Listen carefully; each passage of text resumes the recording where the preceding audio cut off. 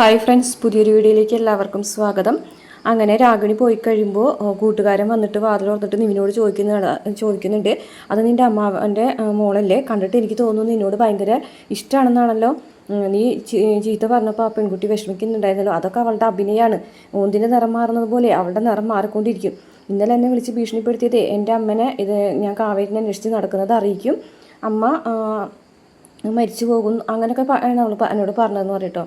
പക്ഷെ നിന്നെ കാവേരി ഇപ്പോഴും ഫ്രണ്ടായിട്ടല്ലേ കരുതുന്നതുള്ളൂ എന്ന് പറയും. അതെ, അങ്ങനെയാണ് അവൾ പറഞ്ഞത്. പക്ഷേ എനിക്കറിയാം കാവേരിക്ക് എന്നെ ഇഷ്ടമാണ്, അതെനിക്ക് ഫീൽ ചെയ്തിട്ടുണ്ട്. പക്ഷേ എൻ്റെ പ്രണയം ഞാൻ അവളോട് തുറന്നു പറയാനായിട്ട് കുറച്ച് വൈകിപ്പോയി, അതുകൊണ്ടാണ് ഇങ്ങനെയൊക്കെ സംഭവിച്ചത്. ഏതൊരു പെൺകുട്ടിക്കും അങ്ങനെയൊക്കെ അല്ലേ പെരുമാറാൻ കഴിയുള്ളൂ. ആ സമയത്ത് ഞാൻ ചെയ്തതും തെറ്റായിപ്പോയി എന്നൊക്കെ ഇങ്ങനെ പറയാണ് കേട്ടോ. അപ്പോൾ നീവിന് വലിയൊരു പ്രതീക്ഷയാണ്. അപ്പോൾ നീ കാവേരി യെസ് പറയുന്നത് തന്നെയാണോ നീ പ്രതീക്ഷിക്കുന്നത്? അതെ, ഡെഫിനറ്റായിട്ട് 100% കാവേരി എന്നോട് യെസ് പറയും എന്ന് തന്നെ നിവിൻ ആ കൂട്ടുകാരനോട് പറയാൻ കേട്ടോ. ഈ സമയത്ത് കാവേരിയാണെന്നുണ്ടെങ്കിൽ വിഷമത്തോട് കൂട്ടിയിട്ടിരിക്കുന്നുണ്ട് കേട്ടോ. കാവേരിക്ക് ഈ നിവിന് ഇഷ്ടമാണെന്നുള്ളതാണ് കേട്ടോ മുഖത്ത് നമുക്ക് മനസ്സിലാവുന്നത്. പിന്നെ കാണിക്കുന്നത് വിനീത് ഗംഗനോട് പറയാണ് നിവിനെ കണ്ട കാര്യം. എന്തേ വിനീതേട്ടാ, നിവിൻ്റെ കാര്യം ഇവിടെ പറഞ്ഞു പോകരുതെന്ന് പറയാം കേട്ടോ. നിവിനെങ്ങാനും വിനീതേട്ടനെ ഇങ്ങോട്ട് കൂട്ടിക്കൊണ്ട് വന്നിരുന്നെങ്കിലേ ഞാൻ വിനീതേട്ടനെ ഇറക്കി വിട്ടേനെ എന്ന് പറയും. അല്ല അവൻ അങ്ങനെ എന്ന് പറയട്ടോ. അപ്പോൾ അല്ല, എനിക്കറിയാം അവൻ എന്തിനാ ഇങ്ങനെ കാവേരിനെ അന്വേഷിച്ച് നടക്കണേന്ന്. അവന് ഒരു പെണ്ണ് പോരാ, അവന് ഞരമ്പ് രോഗിയാണ്. അതുകൊണ്ടല്ലേ രാഗിണിയായിട്ടുള്ള കല്യാണം കഴിഞ്ഞിട്ട് അവൻ വീണ്ടും കാവേരിനെ അന്വേഷിച്ച് നടക്കുന്നത്. ഇനി അങ്ങനെയുള്ളൊരു കാര്യങ്ങളെങ്കിലും ചെന്ന് പെടയത്തിട്ടാന്ന് വിനീതേട്ടനോട് പറയും. ഇല്ലില്ല എന്ന് പറയും. അരമനയിൽ നിന്നുള്ള തുന്നലൊക്കെ നമുക്ക് തരാമെന്ന് അച്ഛൻ പറഞ്ഞിട്ടില്ലേ? അതൊക്കെ പറഞ്ഞിട്ടുണ്ട്. അപ്പോൾ താര പറഞ്ഞ പോലെ നമുക്കിവിടെ ഒരു ബൊട്ടിക്ക് സ്റ്റാർട്ട് ചെയ്യാം. അപ്പോൾ പിന്നെ നമുക്ക് അവിടെ വെച്ചിട്ട് തയ്ക്കുകയും ചെയ്യാം. എന്തൊക്കെയോ ഒരു പ്രതീക്ഷ ജീവിതത്തിലുണ്ട് വിനീതേട്ടാ എന്ന് പറഞ്ഞിട്ട് വിനീതിൻ്റെ കൈ രണ്ടും കൂടെ ചേർത്ത് പിടിക്കാനേട്ടോ. അപ്പോൾ വിനീത് സന്തോഷമാവും. അതിനുശേഷം ഗംഗ പറയുന്നുണ്ട്, ഇപ്പോൾ എന്തോ മനസ്സിന് നല്ലൊരു സന്തോഷമുണ്ട്.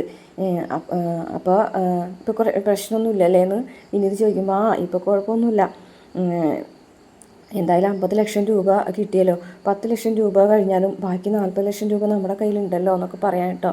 വിനീത് ഇങ്ങനെ കെടുക്കൂട്ടോ. അതിന് ശേഷം വിനീതിനോട് ഗംഗ പറയുകയാണ്, അത് വിനീതേട്ടനെ കല്യാണം കഴിക്കുമ്പോഴും വിനീതേട്ടൻ്റെ ഭാര്യയായി മാറാനോ വിനീതേട്ടൻ്റെ ഒരു ഭർത്താവായി അംഗീകരിക്കാൻ കഴിയുമെന്നോ ഒന്നും ഉള്ളൊരു പ്രതീക്ഷ എനിക്ക് അന്ന് ഉണ്ടായിരുന്നില്ല.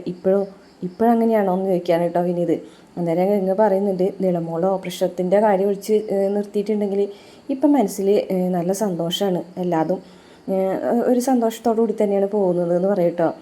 അപ്പോൾ വിനീതിന് ഭയങ്കര ഇഷ്ടമാവാണ് കേട്ടോ. അങ്ങനെ വിനീതിൻ്റെ അടുത്തേക്ക് നീങ്ങിക്കെടുക്കുകയാണ്. എന്നിട്ട് വിനീതിൻ്റെ നെറ്റിയിലൊരു ഉമ്മൊക്കെ കൊടുത്തിട്ട് ഗംഗ പറയുന്നുണ്ട്, വിനീതേട്ടൻ ഉറങ്ങിക്കോ, നാളെ ഹോസ്പിറ്റലിൽ പോകാനുള്ളതല്ലേ എന്നൊക്കെ പറയും. പിന്നെ കാണിക്കുന്ന പിറ്റേ ദിവസം എല്ലാവരും കൂടിയിട്ട് ഹോസ്പിറ്റലിലേക്ക് ചെല്ലുകയാണ് കേട്ടോ. യമുനില്ല, കാവേരിയും ഗംഗയും ശാരദയും നിളമോളും. അങ്ങനെ ഡീറ്റെയിൽസൊക്കെ നോക്കിയിട്ട് ഡോക്ടർ പറയുന്നുണ്ട്, വലിയ കോംപ്ലിക്കേഷനുള്ള കേസൊന്നുമല്ല, ഓപ്പറേഷൻ വൈകിക്കാതിരുന്നാൽ മാത്രം മതി എന്നൊക്കെ പറയും. അപ്പോൾ നിളമോൾ ചോദിക്കുന്നുണ്ട്, ഇതിന് വലിയ വേദന ഉണ്ടാകുമോ ഡോക്ടറെ എന്ന് ചോദിക്കുന്നുണ്ട്. എന്ത് വേദന? വേദന ഒന്നും ഉണ്ടാവില്ല, അനസ്തേഷ്യ തന്നിട്ടല്ലേ ഓപ്പറേഷൻ ചെയ്യുന്നത്. പിന്നെ ചെറിയൊരു പെയിൻ വേദന ഉണ്ടാവുള്ളൂ, പിന്നെ പെയിൻ കില്ലറും തരും.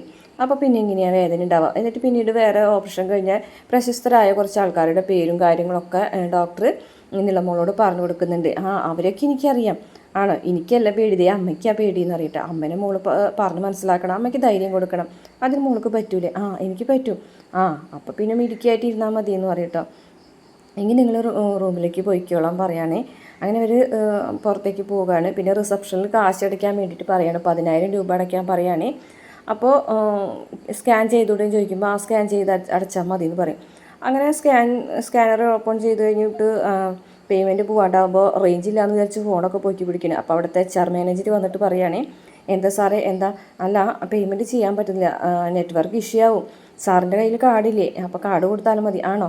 അങ്ങനെ കാർഡ് കൊടുത്തിട്ട് നോക്കുകയാണ് കേട്ടോ. അപ്പോഴും 2-3 തവണ നോക്കിയിട്ട് ആ പെണ്ണ് പറയുകയാണേ, ഇതിൽ ബാലൻസ് ഇല്ല എന്നാണ് സാറേ കാണിക്കുന്നത്. ബാലൻസ് ഇല്ലയെന്നോ? ഇതിൽ 50 ലക്ഷം രൂപയുണ്ട്, 50 ലക്ഷം എന്ന് വിനീത് പറയാണ് കേട്ടോ.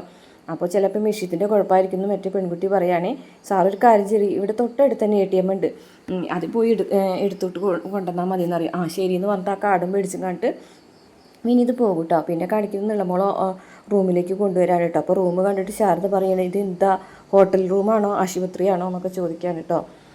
അപ്പോൾ ഇത് ഡീലക്സ് റൂമാണമ്മേ, വലിയ റൂമാണ്, കാശ് കൂടുതൽ കൊടുത്തിട്ട് എടുത്തതാന്ന് പറയും. കാശ് കൂടുതൽ കൊടുത്തിട്ട് ഈ റൂമൊക്കെ എടുക്കേണ്ട വല്ല കാര്യം ഉണ്ടായിരുന്നു? കാര്യമുണ്ട്. ആശുപത്രിയിലെ ചവറുപ്പും കയ്പൊന്നും നമ്മുടെ നിളമോൾക്ക് അനുഭവിക്കേണ്ടി വരരുത്, അതിൻ്റെ ഫീലിങ്സ് ഒന്നും നിളമോൾക്ക് ഉണ്ടാവരുതെന്ന് കാവേരി പറയുകയാണേ. പിന്നെ കാണിക്കുന്നത് വിനീതിനെയാണ്. ATM ഒരുപാട് തവണ കയറുന്നിട്ട് പുറകിലുള്ള ആൾക്കാരൊക്കെ വഴക്ക് പറയുകയാണ്. ഇത് എത്ര നേരമാണോ താൻ വന്ന് നിൽക്കുന്നു, ഓരോ പട്ടിക്കാട്ടിൽ നിന്ന് വന്ന് കുറ്റിയും പറിച്ച് വന്നോളൂ എന്നൊക്കെ പറഞ്ഞിട്ട് അയാൾ വഴക്ക് പറഞ്ഞിട്ട് കയറാണ്. വിനീതാണെങ്കിൽ ഒരുപാട് തവണ ട്രൈ ചെയ്തിട്ട് ബില്ലൊക്കെ കയ്യിലുണ്ട് കേട്ടോ. ഇതേ സമയം ശാരദയ്ക്ക് വിഷമാവാണേ. അല്ല ഇത്ര അധികം പൈസ എന്ന് പറഞ്ഞിട്ട് അവളുടെ ഓപ്പറേഷത്തിനല്ലേ 10 ലക്ഷം രൂപ ഓപ്പറേഷത്തിനാവുന്ന ഡോക്ടർ പറഞ്ഞിട്ടുണ്ടായിരുന്നില്ലേ, അവളുടെ അച്ഛൻ സമ്പാദിച്ച് വെച്ചിട്ടില്ലേ, അപ്പോൾ പിന്നെ എന്താ അവളുടെ കാര്യം നല്ല രീതിയിൽ തന്നെ കഴിയണമെന്ന് ഗംഗയും കാവേരിയും ശാരദനെ പറഞ്ഞ് മനസ്സിലാക്കാണ്. ഈ സമയത്ത് വിനീതാണെന്നുണ്ടെങ്കിൽ ആകെ ടെൻഷൻ അടിച്ചിരിക്കുകയാണേ. അപ്പോൾ ബാക്കിൽ രണ്ടാമത് കയറിയ ആളുടെ അടുത്തേക്ക് വിനീത് ഓടിച്ചിട്ടുണ്ട്. പൈസ കിട്ടിയോന്ന് ചോദിക്കുക. പൈസ കിട്ടി ആണോ? അപ്പോൾ വിനീത് വീണ്ടും കയറാൻ പോകുമ്പോൾ വേറൊരു പെൺകുട്ടി പിടിച്ച് നിർത്താൻ കേട്ടോ. അയ്യോ ഞാനൊന്നും കൂടെ കയറി നോക്കട്ടെ, ഒരു കുട്ടിയുടെ ഓപ്പറേഷത്തിൻ്റെ കാര്യമാണെന്ന് പറഞ്ഞിട്ട് വിനീത് വീണ്ടും കയറാണേ. ഇനിയിപ്പോൾ പൈസ കിട്ടിയാലോ എന്ന് വിചാരിച്ചിട്ട്. ഈ സമയത്ത് ശാരദ അങ്ങനെ ഓരോന്നൊക്കെ പറയുന്നുണ്ട് കേട്ടോ. അത് ഒരു കുഴപ്പമില്ല, അത് നടന്നു കിട്ടിയാൽ മതി. കുഴപ്പമോ? എന്ത് കുഴപ്പം? ചെറിയൊരു പനി വരുന്നല്ലേ പോലെയല്ലേ എന്നല്ലേ ഗംഗേച്ചി പറഞ്ഞതെന്നൊക്കെ പറയുമ്പോൾ ശാരദനെ ദേഷ്യത്തോട് കൂടിയിട്ട് നോക്കുകയാണ് കേട്ടോ. ഗംഗ അമ്മ എന്തിനും ഇങ്ങനെയൊക്കെ പറഞ്ഞത്? അതൊക്കെ അമ്മ വെറുതെ പറയണം, അമ്മയ്ക്കൊരു പനി വന്നാൽ വിഷമാണെന്നൊക്കെ പറയും. ഈ സമയത്ത് വിനീത് കാവേരിനെ വിളിച്ചിട്ട് പറയുന്നത്, കാവേരി വിനീതേട്ടൻ എവിടെയാ? ഞാനിവിടെ ATM-ലോ? അതെ, ക്യാഷ് ഇല്ലയെന്നാണ് കാവേരി കാണിക്കുന്നത് അക്കൗണ്ടിൽ. ഇല്ലയെന്നോ? വിനീതേട്ടൻ എന്തൊക്കെയാണ് പറയുന്നത്? വേഗം കാവേരി ATM-ൻ്റെ അടുത്തേക്ക് വരാൻ പറയും. അമ്മ ഞാനിപ്പോൾ വരാമെന്ന് പറഞ്ഞിട്ട് അവിടുന്ന് വേഗം തന്നെ ATM-ൻ്റെ അടുത്തേക്ക് ഓടുകയാണ് കേട്ടോ കാവേരി. എന്താ വിനീതേട്ടൻ, എന്താ കാര്യം എന്ന് ചോദിക്കുകയാണ് കാവേരി. ഇതിൽ ബാലൻസ് ഇല്ല കാവേരി, ഒന്നും കൂടെ നോക്കി ഞാൻ ഒരുപാട് തവണ നോക്കി കാവേരി, ഇതേ നോക്ക്, ഇതിൽ 568 രൂപയല്ലേ ബാലൻസ് കാണിക്കുന്നുള്ളൂ, അത് ക്യാഷ് ക്രെഡിറ്റ് ആവുന്നതിന് മുമ്പുള്ള ബാലൻസാണ് കാവേരി. എന്താ വിനീതേട്ടൻ ഇതൊക്കെ പറയാം, എന്താ സംഭവിച്ചത്? എനിക്കറിയില്ല കാവേരി, ഞാൻ പൈസ എടുക്കാൻ വന്നപ്പോൾ കാണുന്നില്ല. എന്തായാലും ബാങ്കിലേക്ക് ഒന്ന് വിളിച്ച് നോക്കാം. നെറ്റിൽ നിന്ന് സെർച്ച് ചെയ്തിട്ട് കാവേരി നമ്പർ എടുത്തിട്ട് ബാങ്കിലേക്ക് വിളിച്ചു ചോദിക്കുകയാണ് കേട്ടോ.